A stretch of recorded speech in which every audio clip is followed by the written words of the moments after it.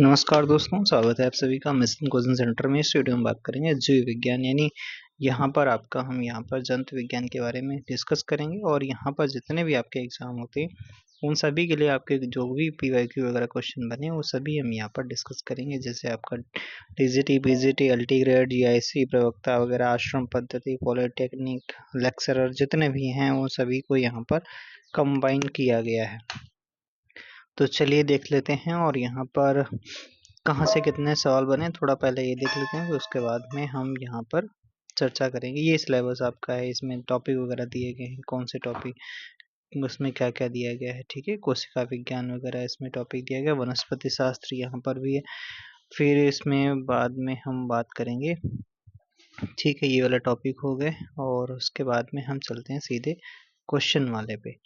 ठीक है, तो यहाँ पे हाँ, ये आपका है जैसे आपका इकोसिस्टम से 275, अगर टोटल ओवरऑल जितने पीवाईक्यू अगर देखे जाए, मिसलेनियस से 168 है, टैक्सोनॉमी से 46 क्वेश्चन पूछे गए, एनिमल किंगडम से 1068 यानी सबसे ज्यादा इसी का वेटेज रहा है। ठीक है, फिर इसके बाद में आपका एनिमल सेल से आपका 85, क्रोमोसोम से 58, फिर आपका structure of genes and genetic code 111। ठीक है, और इनहेरिटेंस एंड ह्यूमन जेनेटिक 109 पूछे गए हैं।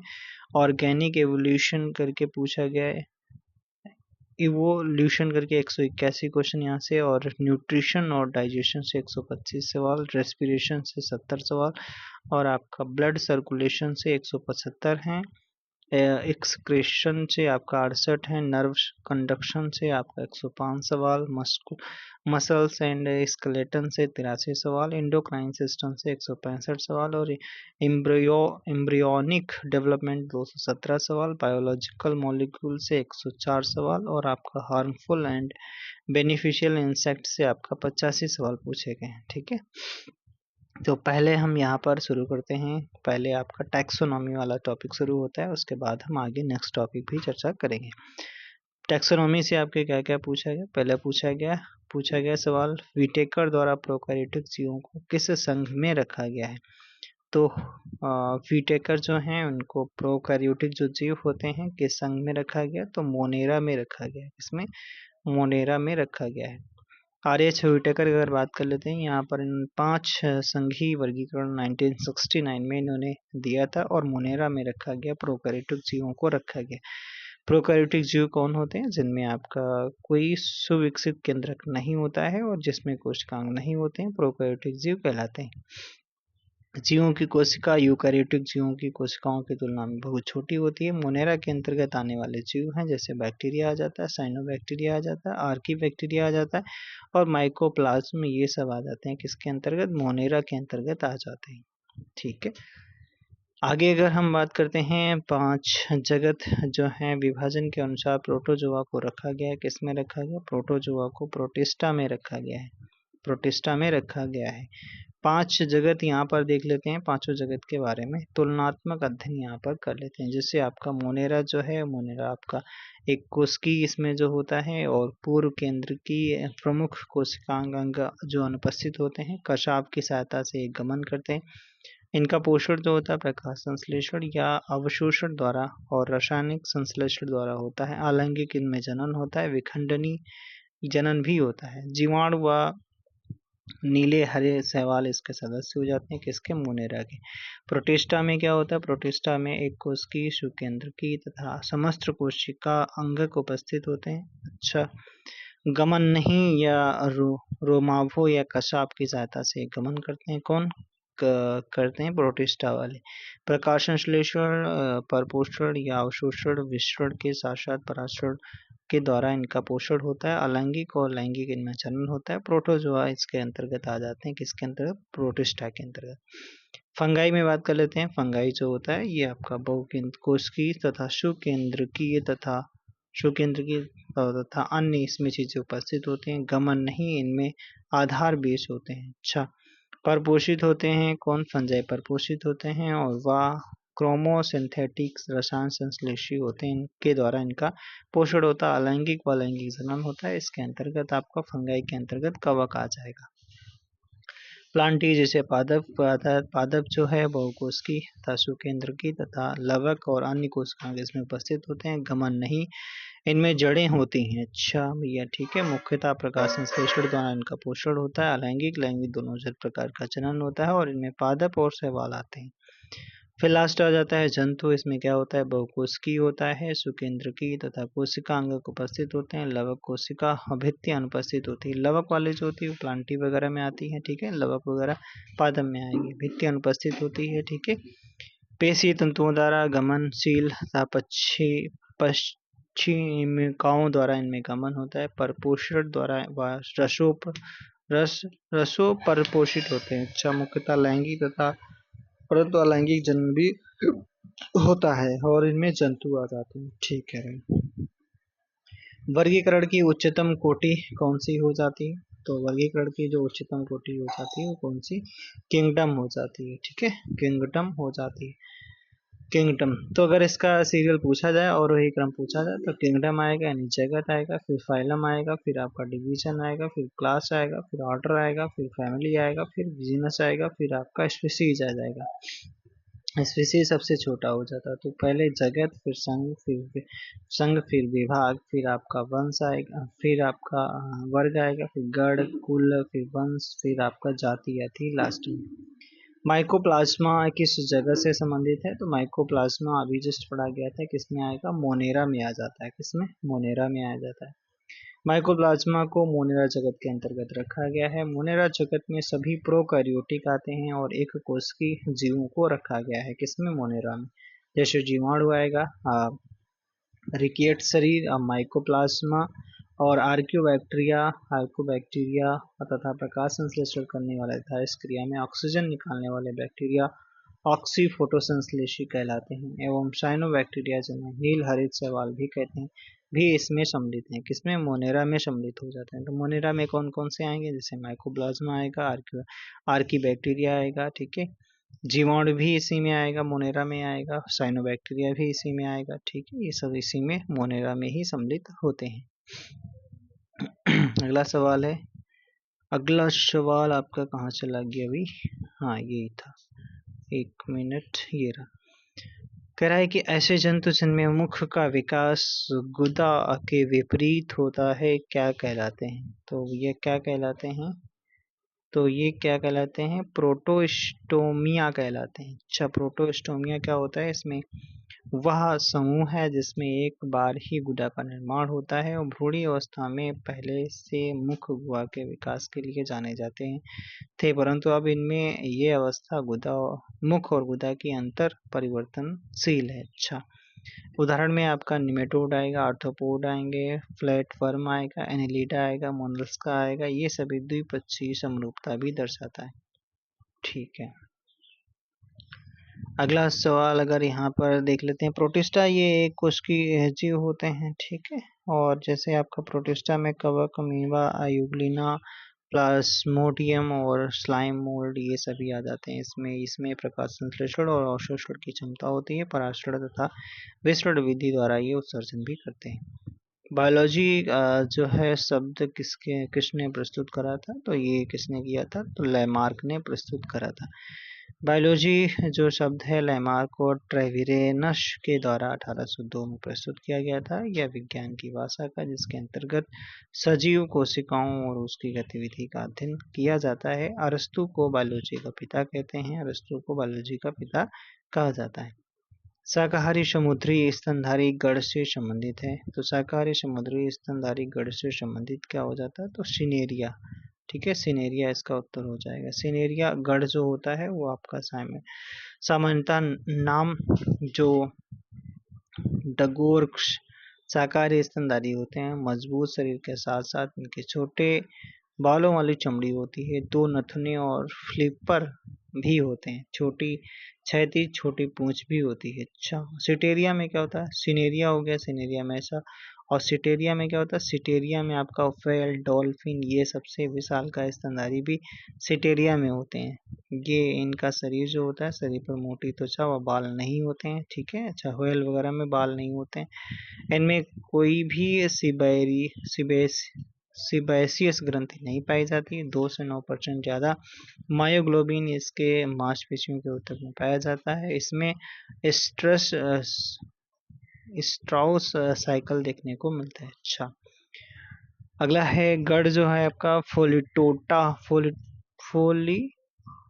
अच्छा, इसमें मैनिश और पैंगोलिन, अच्छा पैंगोलिन ये भी स्तनधारी होते हैं और इसके शरीर पर केराटिन के बने सल्कनुमा संरचना होती है। ये दंत रहित तथा स्केली यूथेरियन स्तनधारी हैं। इनमें देखने की क्षमता कम विकसित होती है।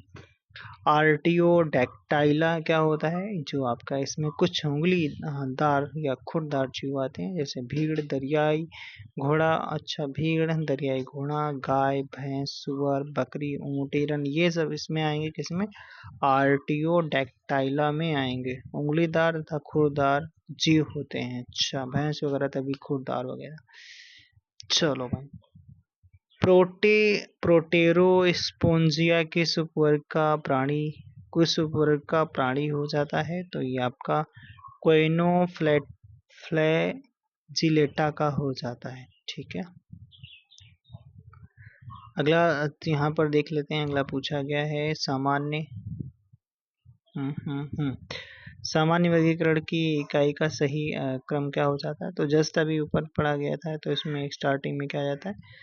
तो अच्छा, आरोही क्रम यहाँ पर है, तो देखो क्या प्रजाति यानी स्पीसीज हो जाएगा, फिर जीनस, फिर कुल, फिर आपका गण, फिर आपका विभिन्नता हो जाती है, वेराइटी। ठीक है,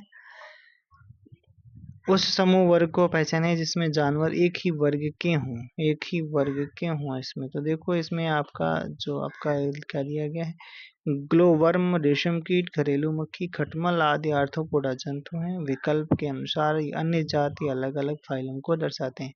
तो ये आर्थ्रोपोडा में आएंगे कौन? ये सब एक ही में दिए गए हैं, जो बी वाला ऑप्शन है, ग्लोवर्म, रेशम कीट, घरेलू मक्खी, खटमल आदि। पशु विज्ञान के इतिहास में वह व्यक्ति जिसने पहली बार जीवाश्म के महत्व को विकास की दृष्टि से पहचाना था, कौन व्यक्ति हो जाते हैं? तो ये हो जाते हैं जॉर्ज कुवियर हो जाते हैं, जॉर्ज कुवियर।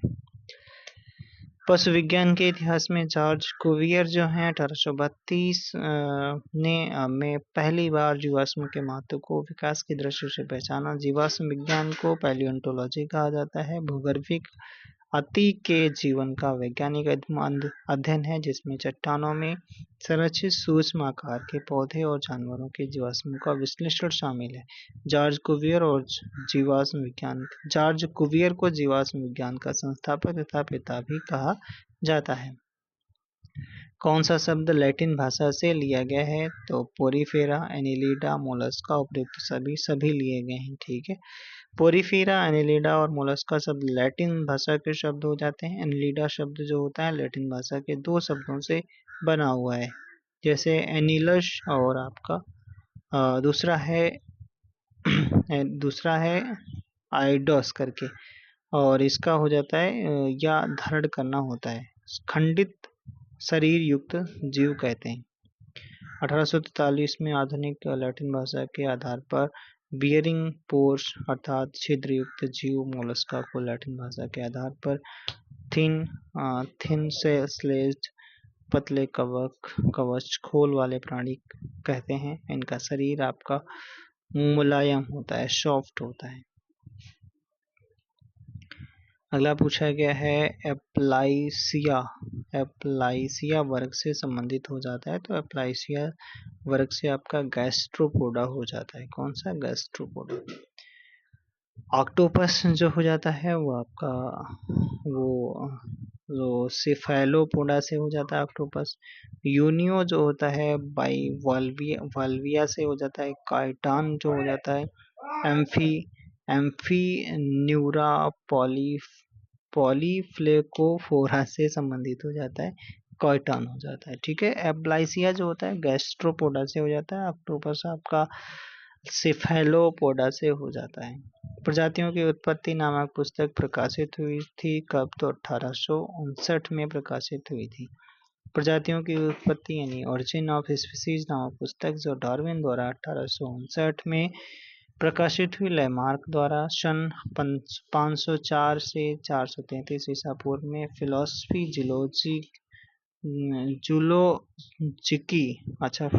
जिलोजिकी नामक पुस्तक का प्रकाशन किया गया। किसके द्वारा? लैमार्क के द्वारा। अल्फ्रेड रसेल वैशेल डार्विन के सिद्धांत में सहयोगी रहे। उन्होंने constitution to the theory of natural selection पुस्तक का प्रकाशन किया और ह्यूगो de Vries को उत्परिवर्तनवाद का प्रतिपादक कहा जाता है। स्पीसीज शब्द का चयन किसने किया था? तो जॉन रे ने किया था। किसने? जॉन रे ने किया था स्पीसीज शब्द का प्रयोग। अच्छा, स्पीसीज शब्द का चयन सर्वप्रथम जॉन रे ने किया था। कैरोलस लिनियस ने द्विनाम पद्धति को प्रतिपादित किया था और हक्सले जो थे वो जीवद्रव्य को जीवन का भौतिक आधार इन्होंने कहा था। द्विपार्श्वीय सम्मति दिखाने वाला प्राणी जगत का पहला संघ कौन सा हो जाता है? तो ये हो जाता है कौन सा भैया? ये हो जाता है प्लेटेहेल्मिन्थेस हो जाता है। प्लेटेहेल्मिन्थेस हो जाता है। प्लेटेहेल्मिन्थेस द्विपार्श्वीय सम्मति दिखाने वाला प्राणी जगत का पहला संघ है। इसमें जंतु अच्छे से दो भागों में विभाजित हो जाता है और शरीर का संगठन अंग स्तर का पाया जाता है। इसमें गुहा नहीं पाई जाती है। वर्गीकी के पिता कौन हो जाते हैं? तो कॉर्लस लिनियस हो जाते हैं। ठीक है, टैक्सोनॉमी का पूछा गया। Taxonomy, father of taxonomy Carolus Linnaeus हो जाते हैं। अरस्तु को जीव विज्ञान या जंतु विज्ञान का जनक कहते हैं। बेंथम व हुकर जो है प्राकृतिक पद्धति के वर्गीकरण को दिया है। कौन? बेंथम व हुकर ने। वर्गीकी जो है डी कैंडोले के द्वारा दिया गया। जो वर्गीकी शब्द है वो डी कैंडोले के द्वारा दिया गया। अच्छा भैया, सरीसृप के निम्नलिखित में से किस उपवर्ग के कपाल की छत अविच्छिन्न होती है? तो अविच्छिन्न हो जाती है तो एनॉप्सिडा जो हो जाता है उपवर्ग में कपाल की जो छत होती है अविच्छिन्न होती है। ठीक है, सरीसृप के एनॉप्सिडा उपवर्ग के कपाल की छत अविच्छिन्न होती है। अच्छा, सॉलिड रूफ होती है। एनॉप्सिड एक प्रकार की खोपड़ी है जिसमें खोपड़ी में एक से अधिक खोपड़ी के छेद की कमी होती है। जो टेम्पल के पास फेनेस्ट्रा होती है, इस प्रकार की खोपड़ी बहुत ही आदिम है। सरीसृपों के उपवर्ग से संबंधित हो जाती है। सत्य क्या है? विच इज ट्रू, सत्य क्या है पूछा जा रहा है। तो सरीसृप पक्षी एवं स्तनी एमनियोटा कहलाते हैं।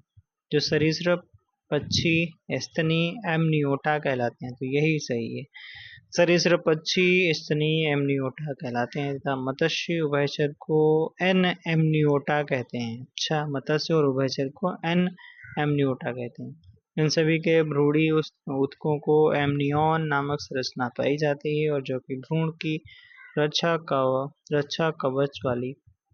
कवच वाली भित्ति जो होती है, भित्ति बनाने का कार्य करती है। ये जलरोधी आवरण बनाने के साथ साथ वायवीय श्वसन में भी सहायक होती है। अगला पूछा गया है, क्या पूछा गया भाई? पूछा गया है पेरीपेटस किस वर्ग में आता है? पेरीपेटस किस वर्ग में आता है? तो पेरीपेटस ओनिकोफोरा में आता है। पेरीपेटस ओनिकोफोरा वर्ग के अंतर्गत आता है। यह एनेलिडा आर्थ्रोपोडा के बीच की संयोजक कड़ी है। कौन सी? तो पेरीपेटस ओनिकोफोरा वर्ग के अंतर्गत आता है। यह आपका एनेलिडा और आर्थ्रोपोडा के बीच की संयोजक कड़ी है। शुडा जैसा निम्न वर्गीय आर्थ्रोपोडा जंतु है। आर्थ्रोपोडा की बात इसमें पंजे युक्त समखंडी जोड़ीदार पाद, सिर पर दो एंटनी व श्वसन के लिए वायुनालें होती हैं। साथ ही इनमें एनेलिडा की भांति कोमल त्वचा और छोटी छोटी गुलिकाएं ट्यूबर्स लचीली उपचर्म सरल नेत्र तथा उत्सर्जन के लिए उत्सर्गिकाएं होती हैं, जिससे यह सिद्ध होता है कि एनेलिडा से ही आर्थ्रोपोडा का उद्विकास हुआ है। अच्छा, पादविहीन एम्फीबिया प्राणी किस ऑर्डर में रखे गए हैं? पादविहीन मतलब पैर जिनमें नहीं होते हैं, तो ये रखे जाते हैं जिम्नोफियाना में रखे गए। अच्छा भैया, जिम्नोफियाना में। ठीक है, जिम्नोफियाना में रखेंगे। पादविहीन एम्फीबिया प्राणी जिम्नोफियाना ऑर्डर में रखे गए हैं। या बिलों में रहने वाले पादविहीन उभयचर हैं। शरीर इनका लंबा सकरा देखने में केंचुए जैसा होता है। पादों में मेखलाएं नहीं पाई जाती हैं। इनमें पूंछ छोटी व अनुपस्थित होती है। नर में शरीर के पश्च छोर पर अवस्कर द्वार से बाहर निकलने वाला मैथुन अंग होता है। एक थियोफिस एक एग्जाम्पल इसका है, ठीक है। एमनियोट्स में शामिल नहीं है। एमनियोट्स में आपका एम्फीबिया नहीं शामिल है, बाकी आपके रेप्टाइल्स, स्तनधारी और बर्ड्स ये सभी हो जाते हैं। जस्ट अभी ऊपर इसका भी क्वेश्चन पढ़ा गया था। एमनियोट्स में मछलियां एम्फीबियन शामिल नहीं होते हैं, क्योंकि वह अनुकूलन के आधार पर ये दोनों शरीर के अंदर अंड जनन करते हैं और ये अंडज प्राणियों में पाए जाते हैं। किस वर्ग के जंतुओं में आहार नाल अनुपस्थित होती है? तो आहार नाल भैया किस में अनुपस्थित होगी? तो सेस्टोडा में अनुपस्थित होगी। सेस्टोडा को सामान्य भाषा में टेप वर्म कहते हैं। या परजीवी होते हैं और या सीलिया, इस पर सीलिया नहीं पाई जाती। तंत्रिका तंत्र शरीर खंडित व पाचन तंत्र अनुपस्थित होता है। सब कुछ अनुपस्थित है, होता भी क्या है तंत्रिका तंत्र? सब कुछ अनुपस्थित। सींग वाला मेढक किस वर्ग से संबंधित हो जाता है? सींग वाला मेढक जो हो जाता है वो आपका रेप्टिलिया से संबंधित हो जाता है। मेढक में सींग होते हैं क्या? हाँ भैया होते हैं। सींग वाला मेढक एक छिपकली होती है, ठीक है, जिसे जिसे फ्राइनोसोमा कहते हैं। जिसे हम क्या कहते हैं? जिसे हम फ्राइनोसोमा कहते हैं। यह सरीसृप वर्ग से संबंधित है। या मुख्यतः अमेरिका और मैक्सिको में पाया जाता है। अच्छा, भारत में नहीं मिलेगा, ठीक है।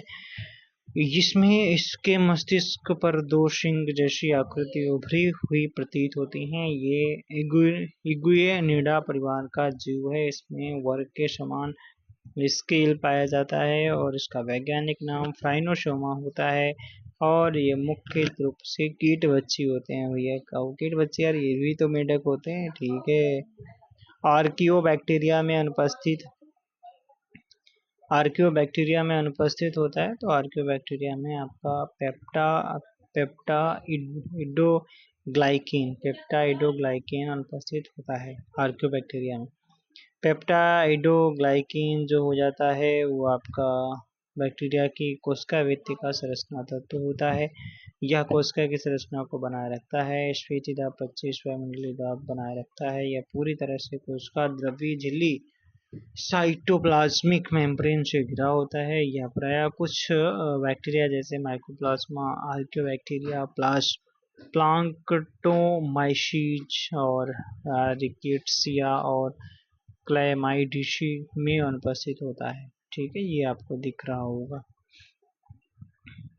अगला देख लेते हैं। अगला सवाल पूछा गया, भाई साहब क्या पूछा गया? पौधों के वर्गीकरण की लीनियस पद्धति आधारित है। किस पर आधारित है? तो पुष्पीय गुण पर आधारित है। हाँ भाई साहब, पुष्पीय गुण पर। पौधों के वर्गीकरण निम्न वैज्ञानिकों ने किया था, जैसे ओसवाल्ड टिप्पो जो थे दलों के आधार पर दिया था। थियोफेस्टस ने पौधों को 1 वर्षीय, 2 वर्षीय तथा बहुवर्षीय में बांटा था। थियोफेस्टस वही है जो बॉटनी के जनक कहे जाते हैं। कैरोलस लिनियस ने पौधों को पुंकेसरों की संख्या लिनियस ने पुंकेसरों की संख्या और एक लिंगी तथा द्विलिंगी या अंडों की संख्या के आधार पर 24 भागों में विभाजित किया था। और लिनियस को पादप वर्गीकी का पिता भी कहा जाता है। ओ भाई साहब, ठीक है। तो इसीलिए इन्होंने फ्लोरल करेक्टर को चुना था। कौन थे? तो लिनियस ने चुना था, ठीक है। बाकी आपको तो पता है कि थियोफेस्टस ने पौधों को 1 वर्षीय, 2 वर्षीय, बहुवर्षीय में बांटा था। ओसवाल्ड टिप्पो जो थे वो दलों के टिप्पा करोगे वो दलों के आधार पर ऐसे याद कर सकते हो। कौन सी वर्गीकृत श्रेणी का सही अवरोही क्रम हो जाता है? तो सबसे पहले क्या आएगा? सबसे पहले आएगा क्या? डिवीजन, फिर क्लास, फिर ऑर्डर ऑफ फैमिली, फिर ट्राइब, फिर आपका जीनस आएगा, ठीक है। विभाजन, वर्ग, गण, कुल, समुदाय, जात, ठीक है, यही सही है।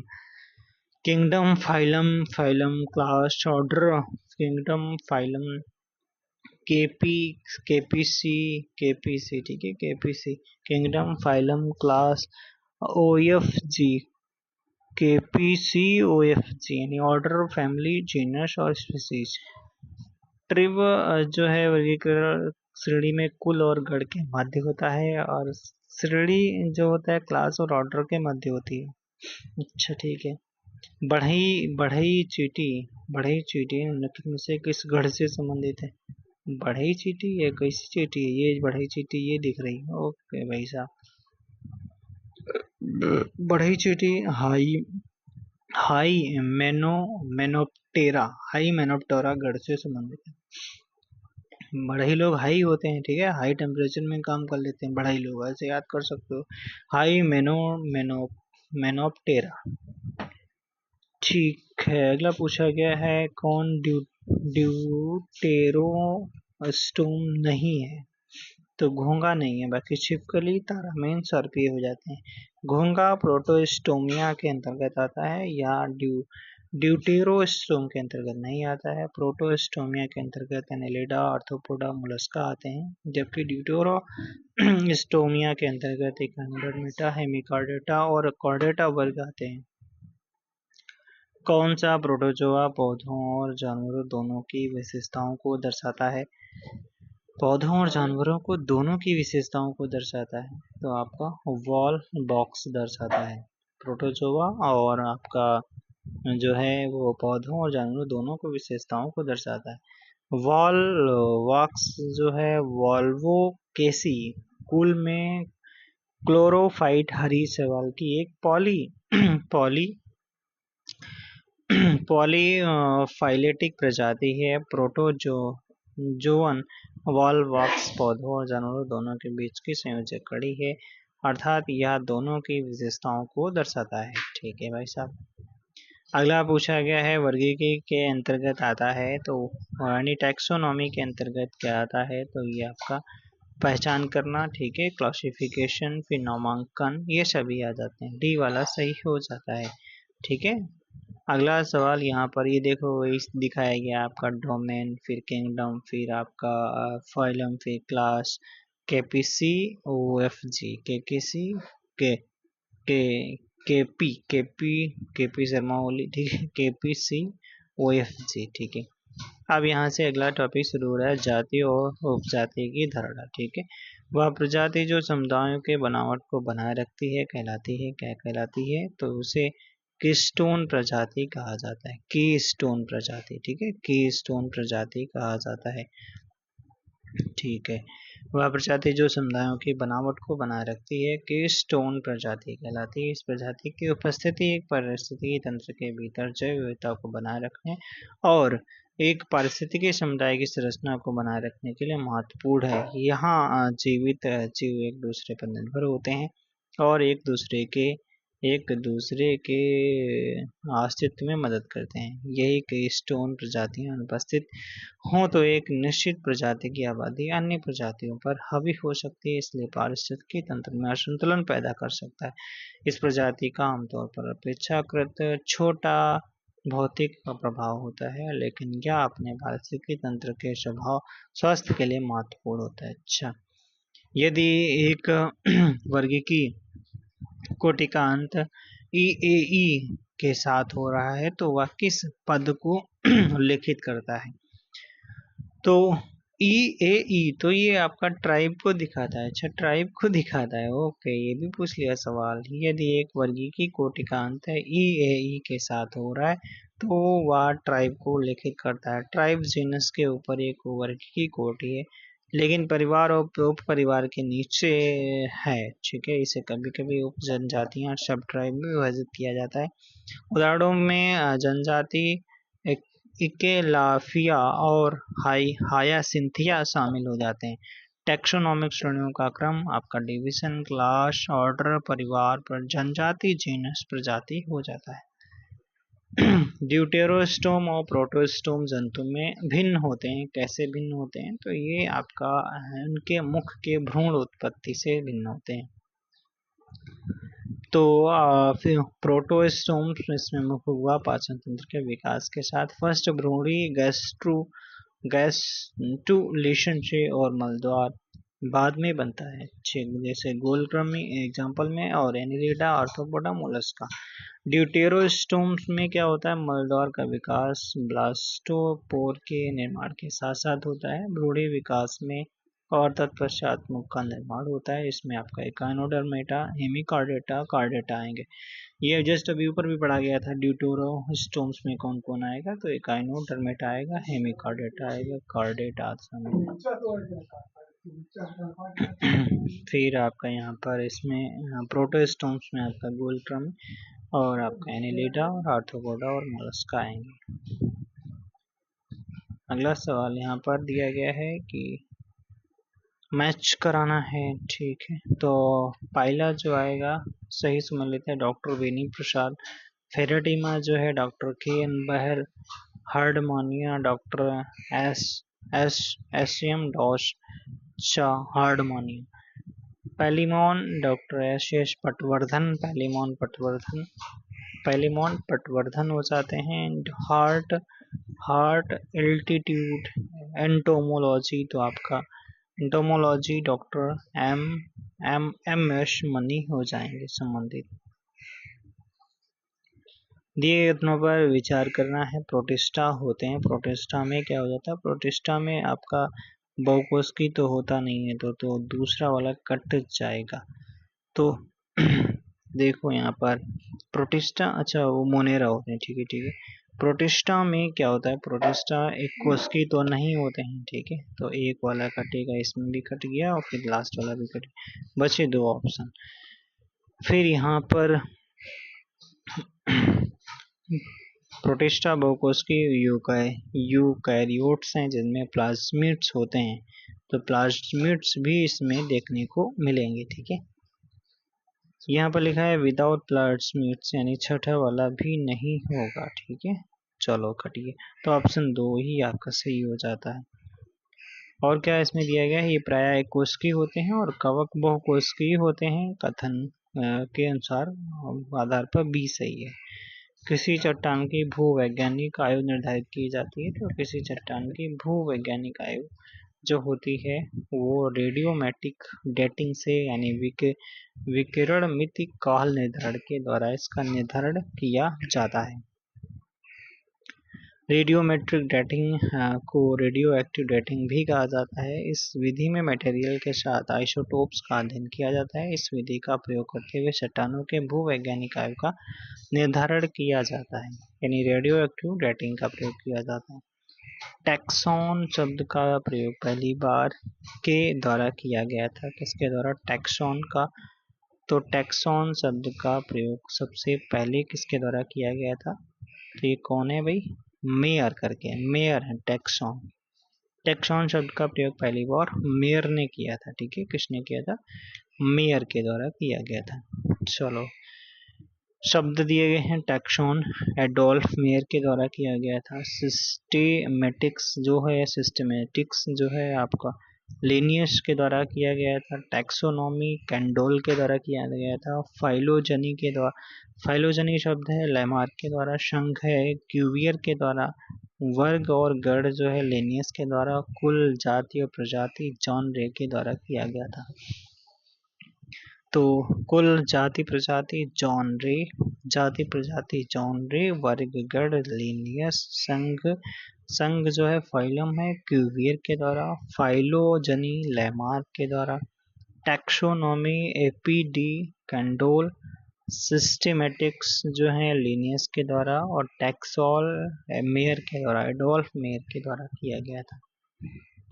द्विनाम पद्धति बायोनॉमिकल न्यूमेनक्लेचर जो है सवाल यहाँ पर पूछा गया, नामकरण की द्विनाम प्रणाली किसके द्वारा प्रस्तावित की गई थी, तो कार्ल लिनियस हो जाते हैं, सी वाला।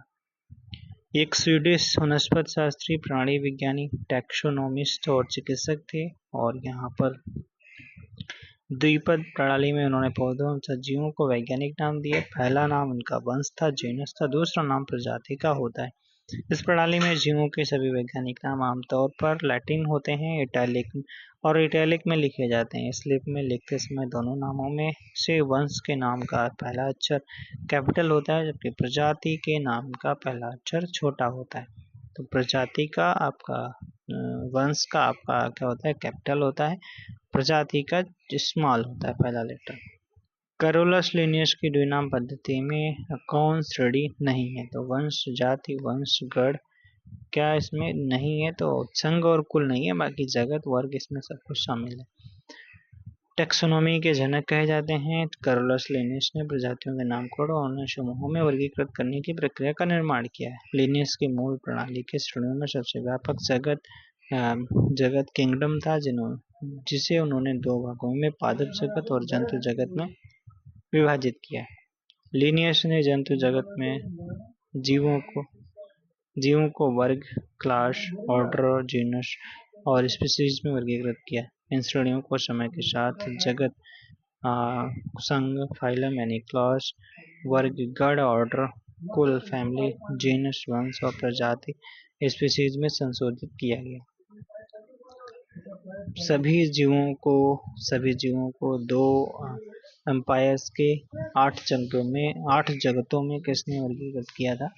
तो कैवेलियर स्मिथ ने किया था। सभी जीवों को 2 एम्पायर्स के 8 जगतों में किसने वर्गीकृत किया है? तो कैवेलियर स्मिथ ने किया है। ठीक है। Eubacteria, archaebacteria, archaezoa, protozoa, chromista, plantae, कवक, एनिमेलिया, ये सब इसमें हो जाते हैं। ठीक है। उस प्रजाति का नाम जाति नाम को हूबहू दोहराते हो तो इसे कहते हैं। जब प्रजाति नाम जाति नाम को हूबहू दोहराते हो तो क्या कहते हैं? इसे टाटोनिम कहते हैं। टाटोनिम। जब प्रजाति का नाम जाति नाम के साथ हूबहू आए तो उसे टाटोनिम कहा जाता है। ठीक है।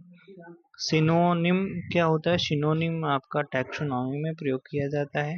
और बेसियोनिम क्या होता है? बेसियोनिम आपका बेस बनाएगा। बेस क्या होता है? इस एक प्रजाति का पहले का वैध वैज्ञानिक नाम जिसका नाम बदल दिया गया है, जिससे नया नाम आंशिक रूप से लिया गया है। होमोनिम क्या होता है? होमोनिम आपका उसके टाइप के आधार पर 2 या 2 से अधिक नाम हो जाते हैं। होमोनिम। अच्छा। द्विपद नाम वाले 2 शब्द हैं। द्विपद नाम वाले तो आपका जाति और प्रजाति, जीनस और स्पीशीज हो जाते हैं। जीनस और स्पीशीज हो जाते हैं। ठीक है। और द्विनाम पद्धति स्वीडिश प्रकृतिविद कैरोलस लिनियस ने आपका 1758 में अपनी किताब में दिया था। ठीक है। और यहाँ पर आधुनिक वर्गीकरण का पिता, फादर ऑफ मॉडर्न टैक्सोनॉमी कहा जाता है। इस नामकरण पद्धति में किसी के नाम 2 शब्द, वंश और आपका एक जीनस और आपका एक स्पीशीज से मिलकर बनता है। जैसे आम का मैंगिफेरा इंडिका हो जाता है। तो ये त्रिनाम पद्धति में क्या होता है? जीनस, स्पीशीज और सब स्पीशीज हो जाता है। यहाँ पर सब स्पीशीज भैया जुड़ जाएगा। ओके, कोई बात नहीं। अगला, द्विनाम पद्धति किसके द्वारा लाई गई? तो लिनियस के द्वारा लाई गई है। इसमें आपका जीनस और स्पीशीज हो जाता है। स्पीशीज प्लांटेरम जो बुक इन्होंने लिखी थी 1753 में कैरोलस लिनियस द्वारा पहली बार प्रकाशित हुआ था। ठीक है। द्विपद नाम पद्धति को प्रथम बार नामकरण के आधार पर कैस्पर बोहिन ने 1623 में संज्ञान में लाया। ठीक है। उदाहरण जैसे आपका पैंथेरा टाइग्रिस, इसमें पैंथेरा जाति और टाइग्रिस जो हो जाता है वो आपका प्रजाति को दर्शाती है। ठीक है। प्रजाति को दर्शाती है। अगला, यहाँ पर लिनियस ने द्विनामकरण की विचारधारा सर्वप्रथम प्रकाशित की थी। तो जस्ट अभी एक सवाल यार पूछा है, इसका हम पढ़ रहे थे। तो स्पीसीज प्लांटेरम, ठीक है, प्लांटेरम में इन्होंने बताया था इन्होंने। ठीक है। तो सिस्टेमा नेचर लिनियस की बुक हो जाती है 1735 में प्रकाशित हुई। स्पीसीज प्लांटेरम ये भी लिनियस की बुक हो जाती है 1753। जो जेनेरा प्लांटेरम ये भी लिनियस की बुक हो जाती है 1737। फिलोसफिया बोटेनिका ये भी आपका लिनियस की पुस्तक हो जाती है। ठीक है। जीवों के नामकरण पद्धति से संबंधित हो जाते हैं। तो जीवों के नामकरण पद्धति से संबंधित हो जाते हैं विटेकर और स्ट्रीकलैंड। तो कौन हो जाते हैं? तो ओनली आपके 2 केवल बी वाला ऑप्शन सही है। मतलब क्या? स्ट्रीकलैंड जीवों के नामकरण पद्धति से संबंधित हो जाते हैं।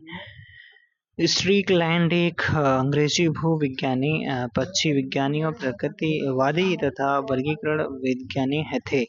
उन्होंने जीव विज्ञान में जीवों के नामकरण के नियमों की एक श्रृंखला का प्रस्ताव रखा, जिसे स्ट्रीक लैंड कोड के रूप में जाना जाता है, जो नामकरण के लिए बाद के कोड में अग्रदूत था। अच्छा भैया, ठीक है। अगला सवाल पूछा गया, अगला सवाल का अगला चैप्टर ही है, अगला चैप्टर है एनिमल किंगडम भैया, ठीक है। एनिमल किंगडम, ठीक है। हमने एक चैप्टर कंप्लीट कर लिया, नेक्स्ट चैप्टर हम लोग बात करेंगे, ठीक है। चलो नेक्स्ट चैप्टर हम नेक्स्ट वीडियो में बात करेंगे। Okay, bye bye.